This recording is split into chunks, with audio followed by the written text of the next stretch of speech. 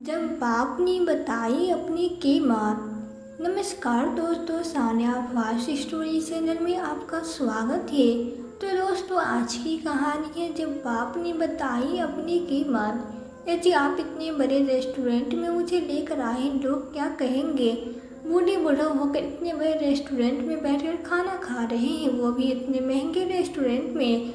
अरे अनीता जी, आज हमारी शादी की सालगिरह है, वो भी 50 मिनट। इतना तो हक बनता है कि मैं तुझे खुशी दे सकूं। जवानी तो अपने माता पिता की सेवा में और उनके लंबी बीमारी में सारे पैसे खर्च हो गए। उन्हीं की दवा दारू अस्पताल में खर्च हो जाते थे।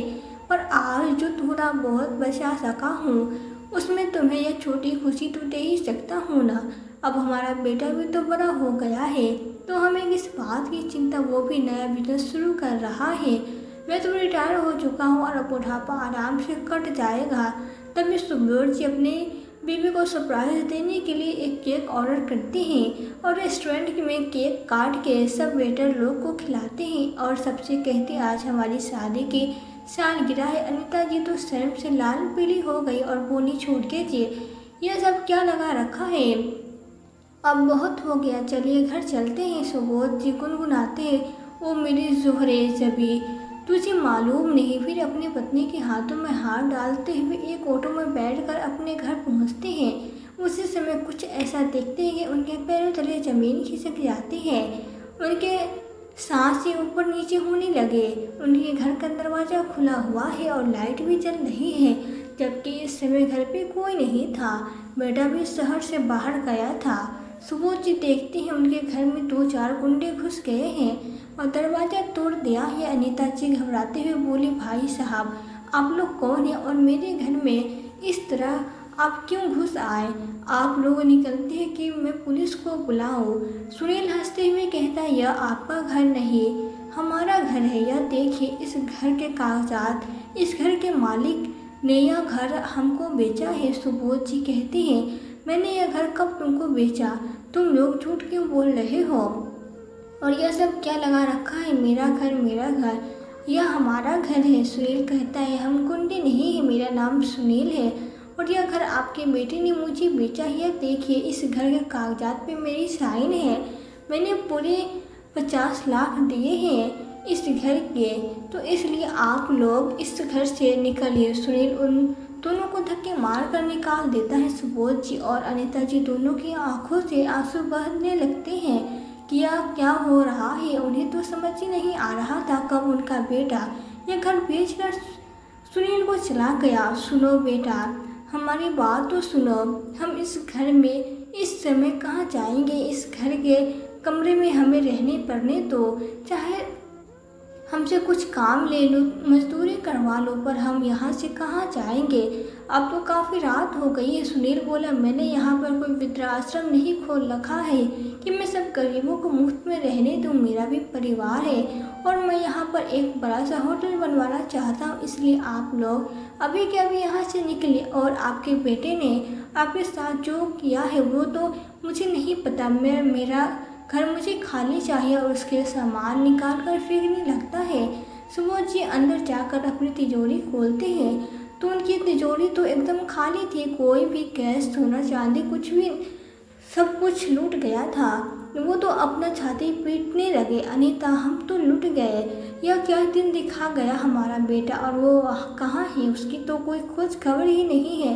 अरे तो वो हमें लूट कर भाग गया और हमारा बेटा मैंने कर्तव्य क्या अच्छे से निभाया है। अनीता हमको कंगाल कर गया, हमारे बेटे ने कहीं मुंह दिखाने लायक नहीं छोड़ा। ऐसा मत बोलिए जी, सब ठीक हो जाएगा, अनीता जी ने कहा और दोनों अपना बैग उठाते हुए घर के आंगन में बैठ गए और सोच में पड़ गए कि आखिर जाए कहाँ। रात काफ़ी हो गई थी। दोनों ने अपने घर के दरवाजे के पास ही डेरा डाल लिया और सुबह हुई तो सोचा शायद घर के मालिक को हम पे तरस आ जाए और वो हमें घर में रहने दे। लेकिन सुनील ने कुछ आदमियों को भेजकर वहाँ से उनको रफा दफा करवा दिया। तो वो सोचने लगे कि अब हम कहाँ जाएंगे। अनीता जी ने कहा, इस शहर में हमारा तो कोई नहीं है कि हम किसके घर जाए। सुबोध जी बोले, अनीता तू चिंता मत कर, हम कहीं न कहीं अपना ठिकाना जरूर बना लेंगे। तभी सुबोध जी बोले, अनीता मेरा इस शहर में सिर्फ एक दोस्त है, शायद वो हमारी मुसीबत की घड़ी में काम आ जाए। चलो हम लोग उसके घर चलते हैं। वो अपने दोस्त महेश जी के घर पहुंचते हैं और दरवाज़ा खटखटाते हैं। उनका बेटा बाहर आता है और कहता, आप लोग किससे मिलना है?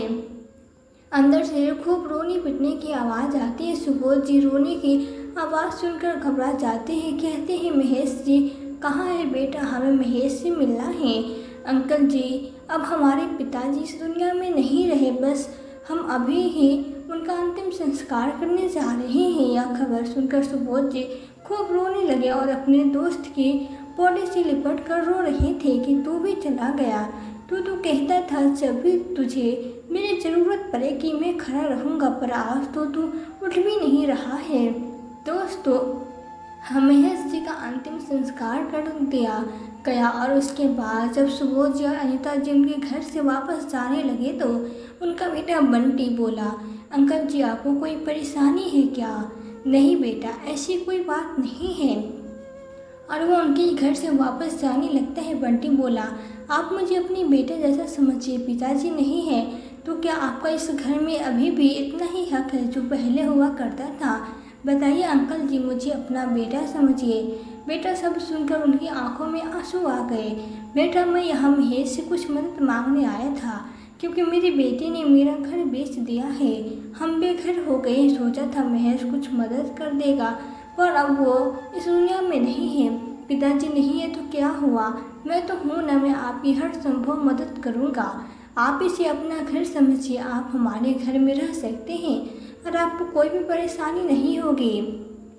मेरा सगा बेटा तो अपना नहीं निकला, पर तुमने जिस अपनेपन से मुझसे बात की है यही बहुत है। बस रहने के लिए छत मिल जाए काफ़ी है। अपनी रोजी रोटी का व्यवस्था कर लूँगा।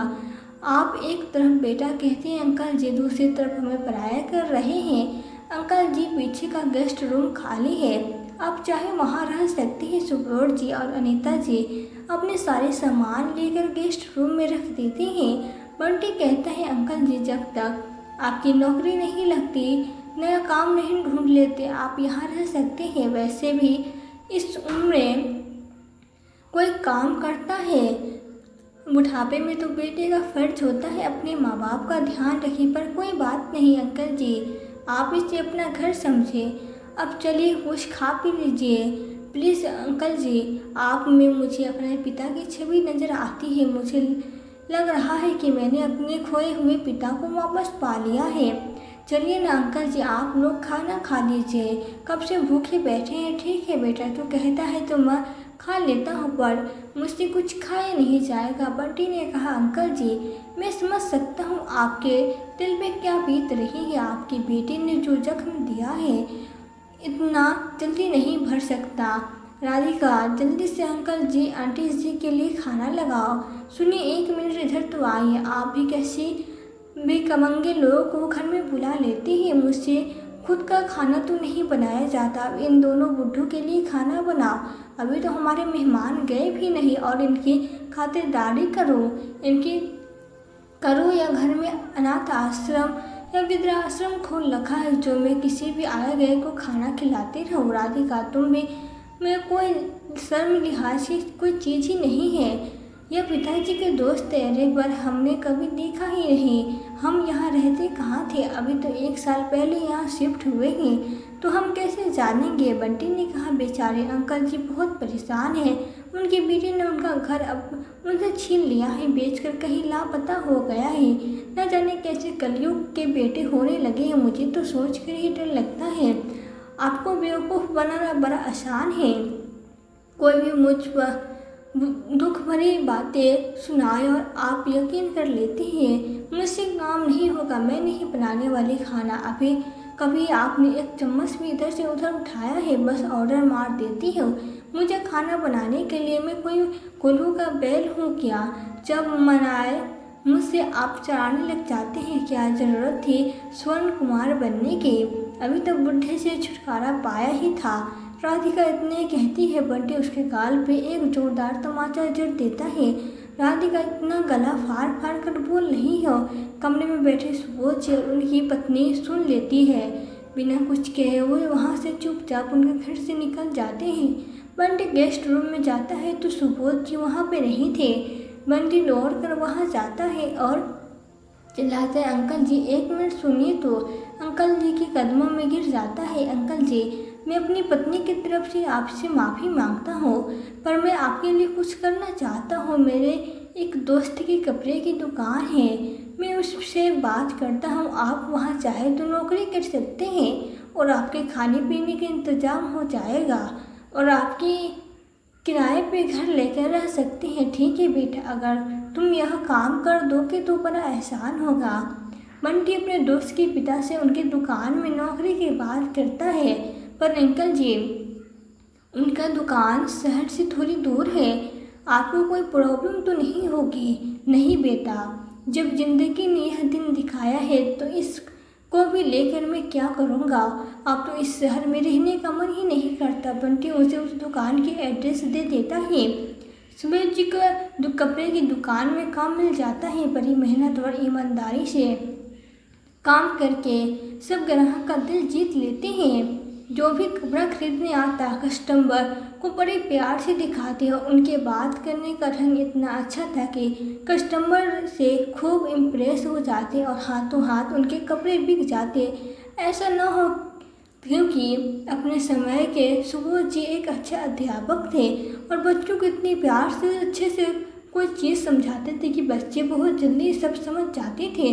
आज उनकी समझदारी बिजनेस में भी कमाल कर रही है।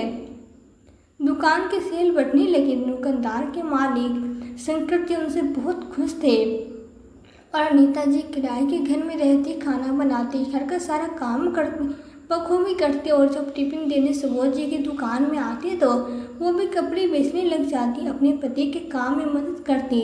सुबोध जी की जिंदगी फिर से पटरी पे आ गई। ऐसे ही दिन बीतने लगे कि एक दिन बारिश बहुत तेज हो रही थी। सुबोध जी कपड़े उतारने दौड़े दौड़े छत की तरफ भागे कि उसका पैर फिसल गया और सीढ़ियों से गिर गए। उन्हें चोट बहुत आई और उनके पैर का हड्डी फ्रैक्चर हो गया। भागा दौड़ी में अनीता जी ने किसी तरह उन्हें अस्पताल में भर्ती कराया और जो भी थोड़े बहुत पैसे उन्होंने जुटाए थे सब इलाज में खर्च हो गए। दाने दाने को मोहताज हो गए। अनीता जी रोती बिलखती है, भगवान ये कौन सी मुसीबत आन पड़े। हमने ऐसी कौन सा पाप किया जो इस जन्म में भोगने पड़ रहे हैं। किसी तरह हम संभले थे और आज फिर से हम वहीं पहुंच गए। तभी कोई उनका दरवाज़ा खटखटाता है। सुबोध जी दरवाज़ा खोलती हैं तो सामने मकान मालिक खड़ा था और कहता है, अनीता जी आज याद दिला दो, आपका किराया 2 महीने से बकाया है, कृपा करके मेरा किराया दे दीजिए। अनीता जी कहती है, मालिक सिर्फ हमें कुछ दिनों का मोहलत दे दीजिए, इसके बीमार में सारे पैसे खर्च हो गए। लेकिन मकान मालिक कहता है, अगर 2 दिन में किराया नहीं भरा तो आपके सारे सामान को घर से बाहर कर देंगे। सुबोध जी बिस्तर पे पड़े पड़े अपनी लाचारी जिंदगी से उब गए थे। रोती की बेचारी अनीता अकेली क्या क्या संभालेगी, उनका कोई सहारा नहीं था। अनीता जी ने शंकर जी की दुकान में काम करने का सोचा और वो अपने पति का सारा काम करके खाना बना के खिला कर जाती और दुकान में पूरा दिन काम करती। अपने नसीब को खूब कोसती, भगवान ऐसी औलाद देने से अच्छा कि औलाद ही ना होता। हम सड़क पे भिखारी की तरह अपना जीवन बिता रही हैं। अनीता जी घर आती तो वापस बर्तन धोती और खाना बनाने में जुट जाती। घर और बाहर दोनों काम संभालते संभालते अनीता जी हाफ जाती, पर चेहरे पे कभी शिकन न आने देती कि कहीं सुबोध जी उसको कमज़ोर पड़ने देखी दुखी न हो जाए।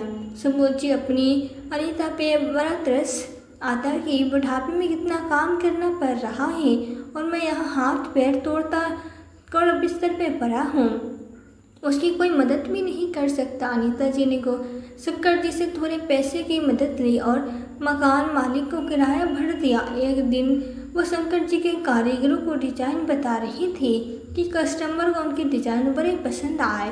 अनीता जी ज़्यादा पढ़ी लिखी नहीं थी, लेकिन उन्हें सिलाई कढ़ाई और कपड़े के डिजाइन बनाने का बहुत शौक था। उन्हें डिजाइनिंग का जितना ज्ञान था वो वहाँ के कारीगरों को देने लगी और कारीगर उनके मुताबिक कपड़े बनाने के लगे। उनके डिजाइन किए हुए कपड़े कस्टमर को बड़े पसंद आने लगे और हाथों हाथ दुकान में बने कपड़े बिक जाते थे। शंकर जी की दुकान को बड़े बड़े कॉन्ट्रैक्ट मिलने लगे। मालिक यह देखकर बड़ा खुश हुआ। धीरे धीरे मालिक ने अपने कपड़े को ऑनलाइन बेचना शुरू कर दिया। मालिक ने एक लड़का रख लिया जो घर घर जाकर सारा कपड़ा डिलीवर करता। शंकर गारमेंट के कपड़े दूसरे शहर में भी बिकने लगे। शंकर जी अपनी दुकान की तरक्की देखकर बड़े खुश थे। छोटी सी दुकान से कब इतना बड़ा शोरूम बन गया, मालिक को भी पता न चला।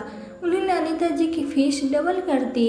इधर सुबोध जी भी अपने पैर में खड़े हो चुके थे, वो चल फिर सकते थे। एक दिन उनकी दुकान में बहुत बड़ा ऑर्डर आया शादी के कपड़े बनवाने का। घर के सारे सदस्य उनके ही दुकान से ऑर्डर देकर गए थे और समय पे कपड़ा पहुंचाने को बोल गए थे। दुल्हन के लिए लहंगा और लड़के के लिए शेरवानी और सब सदस्यों के लिए डिजाइनर साड़ी का ऑर्डर आया था।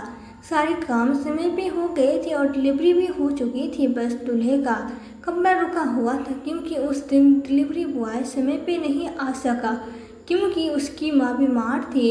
अब शंकर जी सोच में पड़ गए कि दुकान बंद होने को है और दूल्हे का कपड़ा अभी तक नहीं पहुंच पाया है और उनके सारे स्टाफ मेंबर अपने घर को चले गए थे। लेकिन उनकी दुकान के पास सुबोध जी और अनीता जी का घर था। तो शंकर जी ने सुबोध जी को फ़ोन करके बुलाया और कहा, इस पते पे दूल्हे का कपड़ा पहुंचा दो। आज डिलीवरी बॉय नहीं आ पाया है, अगर आपको कोई समस्या न हो तो।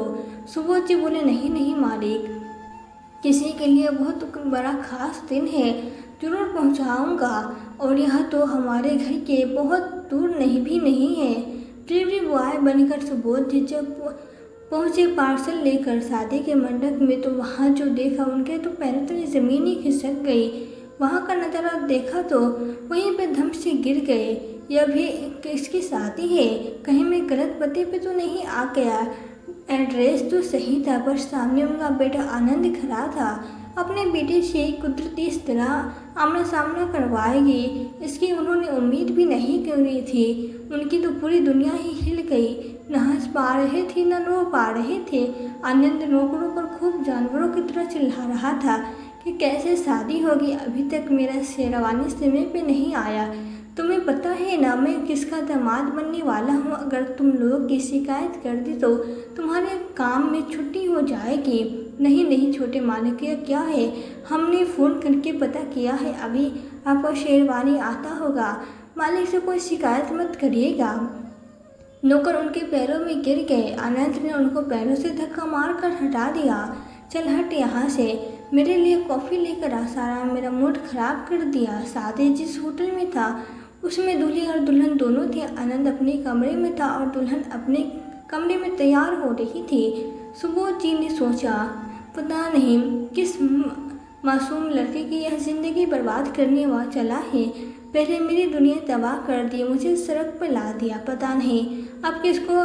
खैर अब शेरवानी लाया हूँ तो देखने जाऊँगा। वो अपने बेटे के पास गए और बोले, आनंद अपने पिता को सामने खड़ा देखा तो उनकी आंखें चौंधी आ गई। अरे आप भिखारी बनके मेरी शादी में क्यों आए हैं, चले जाइए यहाँ से, नहीं तो अगर मालिक को पता चल गया था कि मैं आप जैसे 2 कॉलेज सड़क छाप का बेटा हूँ तो घर जाकर डिलीवरी पहुँचाने का काम करता है तो अपनी बेटी की शादी मुझसे नहीं होने देंगे और आइंदा अपनी शक्ल मत दिखाना।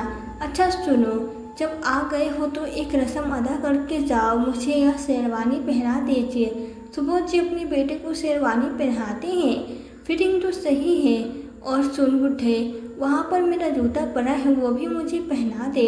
सुबोध जी अपने बेटे को देखते रह गए। आनंद बोला, अब मुझे इस तरह से मत घूर बुढ़े, मैं तुम्हारा कोई बेटा नहीं हूँ। तुम जैसे भिखारी पिता को तो मैंने उसी समय त्याग दिया था। सुबोध जी बोले, तूने मेरे घर को गिरवी रखकर मुझे कहा था कि मैं नया बिजनेस शुरू करना चाहता हूँ और तूने मेरे घर को बेच दिया। बुढ़े में तेरी तरह करीबी में जीवन नहीं जीना चाहता था और ऐसे रोज़ रोज़ की तकलीफ़ें मुझे पसंद नहीं थी। जब बिना काम किए बिना मेहनत किए मैं अमीर बन सकता हूँ तो मैं क्या क्यों काम करूं? दरअसल सुबोध जी अपने समय में एक प्राइमरी स्कूल का अध्यापक थे और अपना जीवन बहुत तकलीफों से संघर्षों पूर्वक बिताया था। जो थोड़ा बहुत कमाते थे वो उनके माता पिता की बीमारी में खर्च हो जाते थे। किसी तरह अपने जीवन की गाड़ी को घसीटते घसीटते आगे बढ़ाया। आनंद बचपन से ही लालची, धोखेबाज, धोखाधड़ी प्रवृत्ति का इंसान था। वो जल्दी से जल्दी शॉर्टकट अपनाकर अमीर होना चाहता था, क्योंकि बचपन से उसने बहुत तकलीफों का सामना किया था।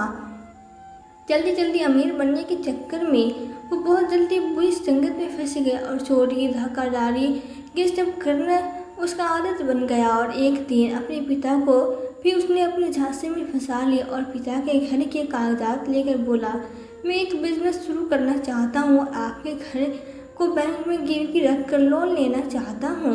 इस कागज पे साइन कर दीजिए। पिताजी सुबोध जी उसके झांसे में आ गए। आनंद ने घर चोरी से बेच दी और सारे पैसे लेकर रफू चक्कर हो गया।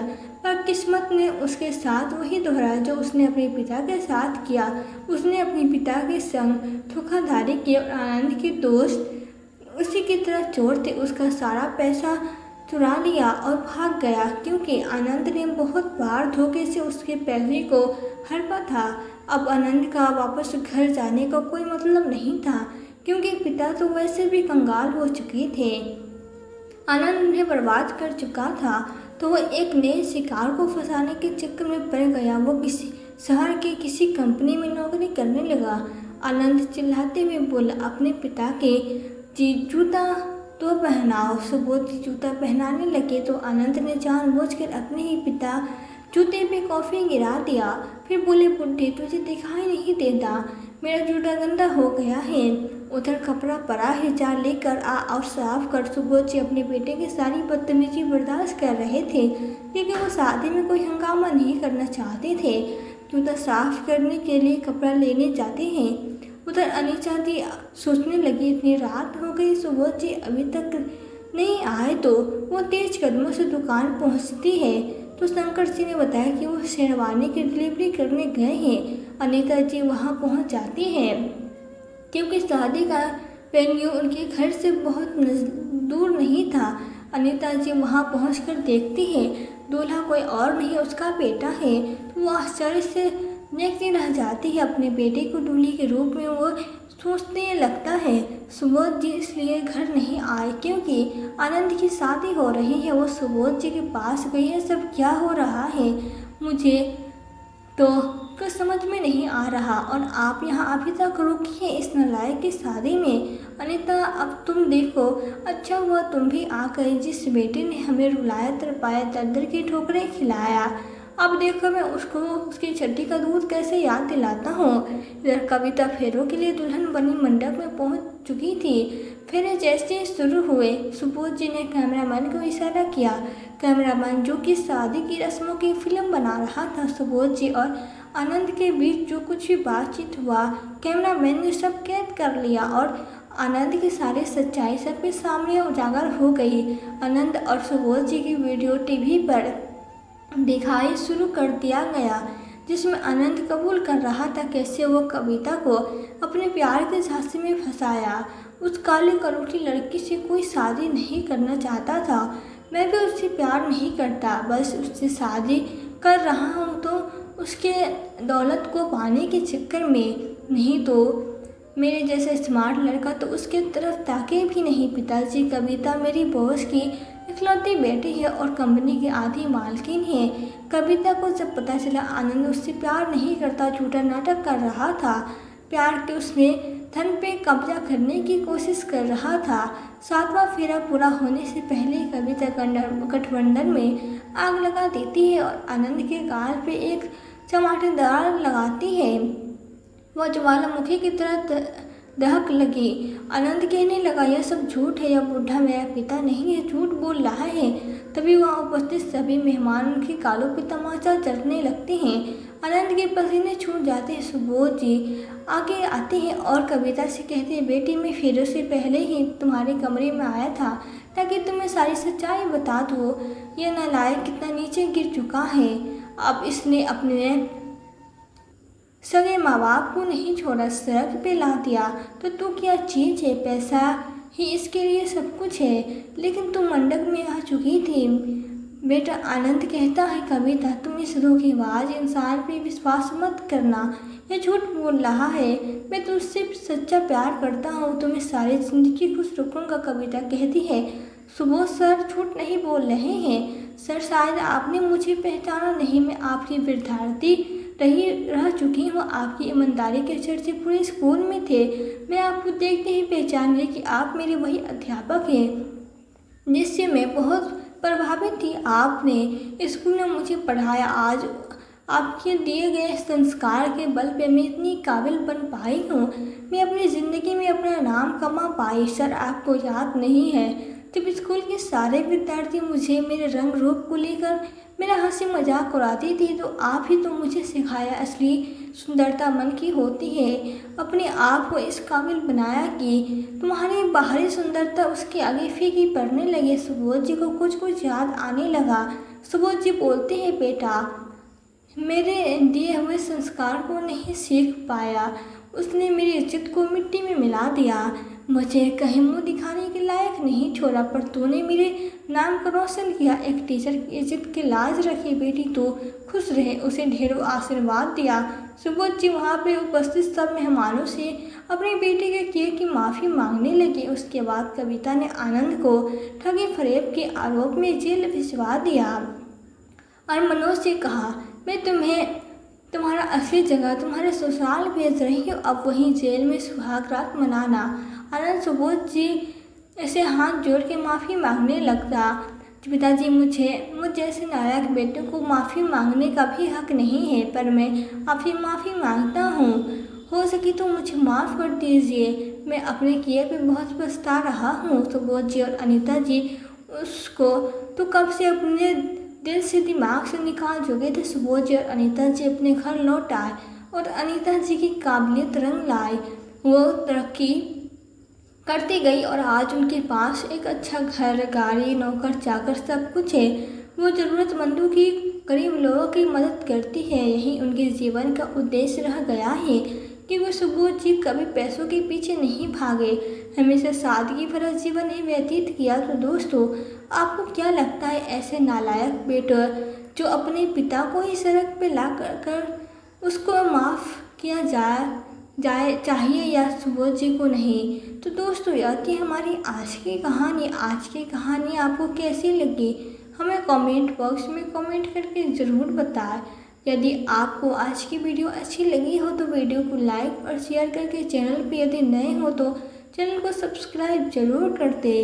साथ ही बेल आइकन को प्रेस कर दे ताकि आने वाली वीडियोस की नोटिफिकेशन आपको मिलती रहे। तो आज के लिए बस इतना ही। मिलती हूँ आपसे एक नई वीडियो में एक नई कहानी के साथ। कहानी में अंत तक बने रहने के लिए आपका दिल से बहुत बहुत धन्यवाद।